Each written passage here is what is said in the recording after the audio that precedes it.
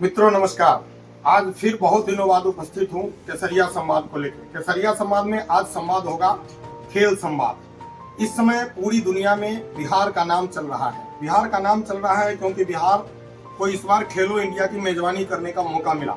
ये खेलो इंडिया का 7वां संस्करण है जिसमें 28 खेले खेले जाएंगे। इसमें लगभग इस समय पूरे भारत के 10,000 खिलाड़ी 2,000 ऑफिशियल्स टेक्निकल स्टाफ के साथ बिहार में उपस्थित है। बिहार में अलग अलग जगहों पे जैसे गया, पटना, भागलपुर, नालंदा और बेगूसराय, ये 5 जिलों में ये आयोजन हो रहा है। 4 मई को देश के यशस्वी प्रधानमंत्री जी ने ऑनलाइन उद्घाटन इस कार्यक्रम का किया है, जिसके मुख्य अतिथि के तौर पर माननीय मुख्यमंत्री बिहार सरकार श्री नीतीश कुमार जी उपस्थित थे। खेल को लेके जो इस समय बिहार में माहौल बना हुआ है, आईपीएल में आप सभी ये सर्वविदित है कि वैभव सूर्यवंशी नाम का एक छोटे से बच्चे ने क्रिकेट की दुनिया में इस समय तहलका मचा रखा है। बहुत ही खेल के मामलों में पिछड़ा बिहार अचानक एक बार उफान पे है। अचानक बिहार में ऐसा हलचल मचा हुआ है कि यहाँ के खिलाड़ी, यहाँ के खेलने वाले लोग और खिलाड़ी के ऊपर जो खिलाड़ी के अभिभावक हैं, उनको ऐसा लग रहा है कि हमारे बच्चे खेल के क्षेत्र में भी अपना करियर बना सकते हैं। इन सभी मुद्दों पे आज केसरिया संवाद में संवाद करने के लिए हम सभी के बीच हैं श्रीमान रविरंजन कुमार जी। आप वैशाली जिला कबड्डी संघ के सचिव, बॉल बैडमिंटन वैशाली जिला के संयोजक और एथलीट संघ में कोषाध्यक्ष के रूप में भी कार्य कर रहे हैं। आपने अपने पुरुषार्थ से इस समय खेलो इंडिया का जो वैशाली में मसाल आया और वैशाली डीएम ने उनका वेलकम किया, उसका एक बहुत सुंदर आयोजन किया, वहां एथलीट का आयोजन भी कराया। आप सभी के से रविरंजन जी के साथ कुछ बात होगी, इनसे कुछ खेल को लेकर संवाद होगा। सर, सबसे पहले आपका केसरिया संवाद में बहुत बहुत स्वागत है। आप यहाँ पे उपस्थित है, इसके लिए आपका धन्यवाद। धन्यवाद। आपसे कुछ सवाल है जो खेल को लेके हैं। खेल की जो स्थिति है बिहार में, जिस तरह खेल की स्थिति रही, बिहार में बहुत लोग खेल को लेके बहुत आगे जाएंगे, करियर अच्छा बना पाएंगे ये भी, और बच्चे कुछ अच्छा कर पाएंगे ये भी पेरेंट्स के पास नहीं था। लेकिन अब ये समय बदला है। कैसे आया ये बदलाव और आप लोगों का पुरुषार्थ उसमें कैसे कार्य किया?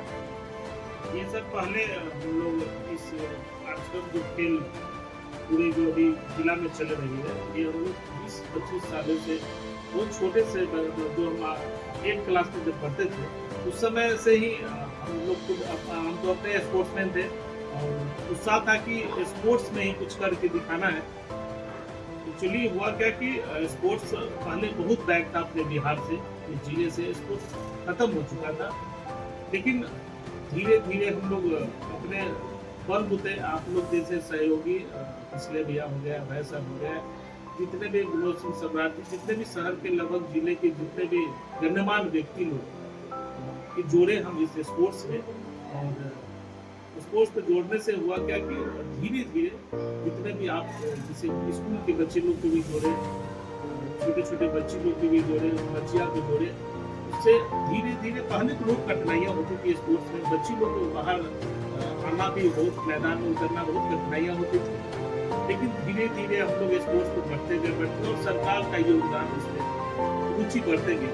पहले की अपेक्षा अभी तो बहुत आगे स्पोर्ट्स बढ़ चुका है। जो आप देखिए, आप अभी कल का माहौल से पता चला होगा कि स्पोर्ट्स बिहार में कितना डेवलप किया है। करके स्पोर्ट्स में अपना वैशाली का भी कितने बच्चे अभी तक हमारे लगता है कि हमसे जितने भी बच्चे दूरी हैं, 300 बच्चे अभी स्पोर्ट्स के तौर में सरकारी काम में इन्वॉल्व है और जॉब कर रहे हैं। दूसरा कि बहुत ऐसा भी बच्चियां अभी लाइन में है कि ओलंपिक में भी जाने का तैयारी चल रही है। अभी खेलो इंडिया अपने बिहार में जो 4 मई को प्रधानमंत्री जी और मुख्यमंत्री जी द्वारा काफी कुछ में जो ओपनिंग हुआ, उसमें अपने वैशाली जिले के मलखम खेल है, उसमें 2 बच्चियां और कबड्डी में 1 बच्चिया और रग्बी में अपने जिले से 4-5 बच्चे और बच्चियां खेलो इंडिया में इसमें अपने जिले से पार्टिसिपेट कर रही है।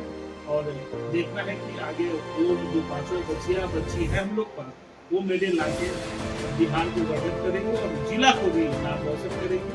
पूरा तैयारी के साथ खेल के क्षेत्र में ऐसा रहा है कि कैरियर को लेकर पेरेंट्स बहुत परेशान रहते हैं कि जब हमारा बच्चा खेलेगा तो इसके कैसे इस लाइफ में सेटल होगा।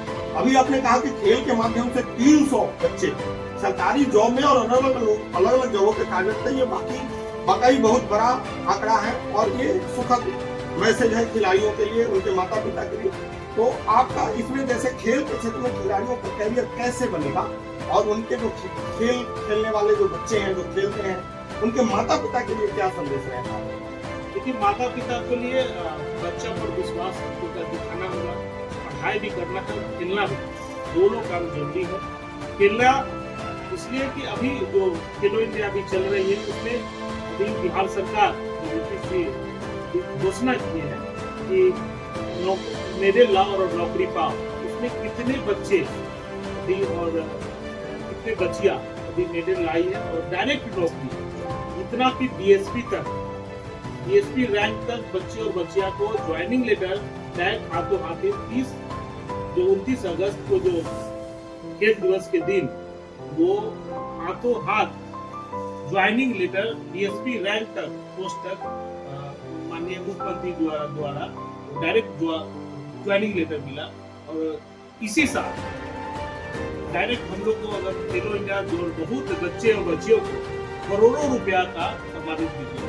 ये बहुत सुखद स्थिति है और ये पहली बार बिहार में, तो बिहार की जो स्थिति थी अच्छे टैलेंट के खिलाड़ी, आप सभी को पूर्व में ज्ञात होगा कि बहुत ज्यादा खेलने वाले अच्छे प्लेयर्स भी दूसरे राज्यों से जाके उनको खेलना पड़ा। बिहार में ऐसी स्थिति नहीं थी। ऐसे में माहौल बदला है तो जरूर यहाँ के सभी ऐसे खेल से जुड़े हुए पुराने लोगों का बहुत बड़ा हाथ रहा है। रवि रंजन जी, बिहार में इस समय खेल की स्थिति क्या है? अभी कुछ दिन पहले एक ओलंपिक हुआ था तो एक भी बिहार के खिलाड़ी ने रिप्रेजेंट नहीं किया था जो इंटरनेशनल लेवल का था।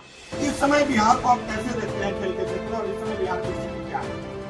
देखिए सर, पहले क्या था कि अपने बिहार का खेल पूरी तरह खत्म हो चुका था। बिहार में इंडिया का लेवल में भी पूरी तरह खेल खत्म हो चुका था। अपने से बच्चे लोग को कठिनाइयां होती थी पहले कि अपने भाड़ा लगाते जाना था, अपने भोजन भी खाना था और सब कुछ करना था। बिहार का ऐसा स्थिति नहीं था और बिहार का भी ऐसा स्थिति नहीं था कि गार्जियन तो विश्वास ही नहीं करता था पहले खेल का। विश्वास इसलिए नहीं करता था कि कुछ होता ही नहीं। अभी क्या है कि अभी जब तक सरकार बदली और स्थितियां बदली तो सरकार अभी देखिएगा सर कि मेडल लाने के बाद भी इतने दिन से प्रधानमंत्री नरेंद्र मोदी जी जब से आए हैं उनके खिलाड़ियों के साथ मेडल लाने के बाद वो अपने हाथ भोजन करना, अपने हाथ में स्वागत करना और बैठ के मुआयना करना कि आपको कमी क्या किस चीज का और उसका पूरा पूर्ति करना। प्रधानमंत्री ये पहला प्रधानमंत्री ऐसा निकले खिलाड़ियों को ध्यान दिए और खिलाड़ियों को भव्य इतना आयोजन, बड़ा आयोजन और छोटे सा ऐसा बिहार को मेजबानी मिला। इस बार खेलो इंडिया बहुत बड़ा चीज होता है और उसका ओपनिंग प्रधानमंत्री जी कुछ कारण से नहीं आ पाए, वो दिल्ली से ही ट्रेन से ओपनिंग किया गया, लेकिन इतना भव्य आयोजन हुआ और डायरेक्ट बोला गया कि मेडल लाओ और नौकरी पाओ और दिया भी जा रहा है और बहुत अच्छे पोस्ट पे और अच्छे विभाग में भी उनका स्वागत है, वेलकम है और जितना भी अच्छे मेडल ला रहे हैं उनका पोस्ट भी उतना ही अच्छे मिल भी रहा है और उतना ही अच्छे स्वागत भी हो रहा है। अच्छे लोग और गरीब के बच्चे लोग जिनका दूध रोटी खाने के लिए माँ बाप से भी आया था इंटरव्यू में कि वो उनकी माँ से पूछा गया कि अपनी बेटी को जो ओलंपिक में जो मेडल लाई बच्चियां मिस कर रहा है, उनका बच्चियां से माँ से पूछा गया, वो झोपड़ी का घर था, उसमें पूछा गया कि आप बेटी को क्या कहा कि इतना फर्स्ट इंटरनेशनल में बहुत बड़ा पोस्ट पे और इतना बड़ा आयोजन में टॉप नंबर 1 पर आपकी बच्चियां आई, क्योंकि हम लोग पास तो खाना ही नहीं था, एक टाइम खाते थे रोटी और दूध कितना मिला तो दूध के लिए पैसा कहाँ। वो वैसा बच्चियों को प्रधानमंत्री जी अपने कैंप में रख के और मेडल लाने का काम किए और डायरेक्ट डीएसपी बनाए और बहुत से अच्छे से सम्मानित किया और करोड़ों का संपत्ति वो अपने दो बच्ची एक पैसा के नहीं थे और उसमें प्रधानमंत्री जी अच्छे पोस्ट पे डाले और अच्छे संस्कार भी दिए और अच्छा सीख मिला और भारत के लिए मेडल भी बची। बिल्कुल, खेल के क्षेत्र में भारत सरकार का या सरकार का जब नजरिया बदलता है तो इस तरह का रिजल्ट आते हैं। बहुत छोटे परिवार से बच्चे उठ के बड़ा कर रहे हैं, लेकिन चूंकि हम सभी ये बिहार के लिए बात करते हैं, बिहार का खेल हमेशा से विवाद में रहा है। हर खेल में जिधर जाइए आप कम से कम दो कमेटी आपको मिलेगी, एक दूसरे से लड़ रही है। क्रिकेट के क्षेत्र में दो कमेटी, अन्य खेल के क्षेत्र में दो कमेटी। इससे खिलाड़ियों को बड़ा लॉस हुआ है। तो बिहार में अभी जो खेल का इतना अच्छा माहौल बना है, क्या अब ये सारे विवाद खत्म होंगे? क्या सारे लोग मिलकर एक साथ खिलाड़ियों के करियर के लिए काम करेंगे और बिहार के लिए काम करेंगे? इस तरफ इस चीजों को आप क्या किस नजरिए से देखते हैं? इस तरफ कैसा होंगे सर? हम तो चाहेंगे इस चैनल के माध्यम से चाहेंगे कि आप न्यूज को चलाएं और जानकारी दें। खिलाड़ियों को इसमें राजनीति से नहीं जोड़ना चाहिए। तो जितने भी हमारे दल के लोग हैं और जितने भी पोलिटिशियन लोग इसमें जुड़े हुए हैं, अच्छी बात है, जुड़ के रहना चाहिए, लेकिन खिलाड़ियों के भविष्य के बारे में सोचना चाहिए, नहीं कि अपने स्वार्थ के लिए सोचना चाहिए। आप अपने स्वार्थ में दो दो कमेटी बनाते, क्यों बनाते रहे भाई? आप अपने एक कमेटी में चलाइए, एक मेंबर बनाइए और खिलाड़ियों के भविष्य के लिए सोचिए। आप अपने पोस्ट के लिए दो दो कमेटी बनाते, यहाँ में बिहार में नहीं, ऊपर ऑल इंडिया में भी यही हाल है। इससे हम चाहेंगे कि सरकार पर इस पर बैठक करे, दो दो को जो कमेटी है उसको अविलंब उसको एक कमेटी बनाकर और खिलाड़ियों को भविष्य के लिए सोचे, अपने के लिए नहीं सोचे। खिलाड़ियों को लेके जो निचले लेवल पे, हम लोग जब निचले लेवल पे बात करें, जहाँ पे बच्चे मंडल से निकलते हैं या डिस्ट्रिक्ट से निकलते हैं, ऐसे में उनको व्यक्तिगत हेल्प की बहुत जरूरत पड़ती है। वहाँ पे जब व्यक्तिगत हेल्प के लिए लोग खड़े होते हैं या खिलाड़ियों के साथ में होते हैं, तो सामाजिक वातावरण ऐसा है, खास करके बिहार में, कि लांछन भी लगता है, व्यक्तिगत लांछन, व्यक्तिगत कुछ न कुछ लांछन लोगों पे लगाया जाता है। तो इससे मन कैसा व्यतीत होता होगा? इससे कैसा सोचता है वो व्यक्ति जो लगातार खेल के क्षेत्र में लगा रहे हैं, खेल को आगे बढ़ाने के लिए लगा रहे हैं? जी सर, गांव के माहौल जो है, गांव में माहौल अभी कुछ दिन पहले मेरे बच्चिया और बेटी जो इस गांव से गुजर के मेडल लाई थी, तो बच्चिया भी नौकरी पोस्ट होती थी, उसका नौकरी लगा, तो बच्चिया से इंटरव्यू लिया गया। पहले जब हम खेलने के लिए निकले थे तो मेरे गांव वाला पड़ोसी वाला बोलते थे कि हाफ पैंट पहन के खेलने जा रही हो। उनकी माँ बाप को बोला जाता था कि अपनी बेटी को भेज दे, क्या होने वाला है। वही बच्चियां मेडल लेके और श्रीलंका से लौटी मेडल लेके और उसको जॉब लगा, तो बोलती है कि मेरी भी बेटी को खिलाने के लिए और मेरी भी बेटे को, और उनके दरवाजे पर मेला और फूल माला से पहले से बेटियां आने से पहले उनके दरवाजे पर माँ बाप का स्वागत किया गया। तब पता चला कि क्या माहौल होता है। और ऐसे अफवाह उठवाने वाले को तो समाज में बहुत ऐसा जगह है कि सारी जगह पर जो गंदा सोचता है वो गंदा अपना दिमाग भी लगाता है। इसलिए हम चाहेंगे कि गंदे बात पे नहीं आना चाहिए। पहले जहाँ भविष्य है, सारा जगह गंदगी है, सारा जगह सुनना नहीं है।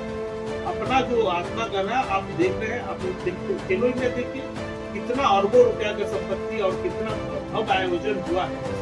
तो खेल के खिलाड़ी लौटेंगे तो पता चलेगा बिहार में जो मेजबानी मिला, पूरे भारत के बच्चे जो यहाँ आए हुए, बच्चियां आए हुए, बच्चियां हैं, वो क्या संदेश लेके जाएंगे इसके? बिल्कुल, ये सभी उन माता पिता के लिए संदेश है, खेल के पुरोधा का, जिन्होंने खेल का आयोजन कराया, बहुत बड़े बड़े जगहों पे बच्चों को पहुंचाया।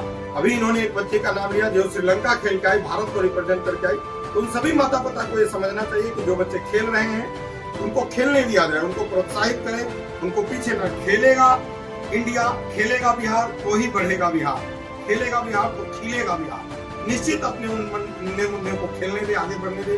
खेल का क्षेत्र भी बहुत बड़ा क्षेत्र है, बहुत बड़ा कैरियर है, और फिर स्वस्थ रहने का माध्यम, दिमाग को ठीक रखने का माध्यम, संतुलित रखने का माध्यम है। रविरंजन जी को हमारे साथ बैठने के लिए, बात करने के लिए बहुत बहुत धन्यवाद। सर, एक संदेश सभी खिलाड़ियों के लिए आपका क्या होगा? हम चाहेंगे सभी खिलाड़ी जो भी स्पोर्ट्स में आना चाहते हैं और अपने कैरियर को बनाना चाहते हैं, तो स्पोर्ट्स से जुड़े और अच्छे से पढ़े और अच्छे से। बहुत धन्यवाद श्रीमान रविरंजन जी का। ऐसे ही किसी एपिसोड में, केसरिया संवाद में, फिर किसी अच्छे संवाद को लेके किसी अच्छे व्यक्ति के साथ बैठ के आपसे बातें करेंगे। तब तक सभी दर्शकों को, सभी व्यूअर को बहुत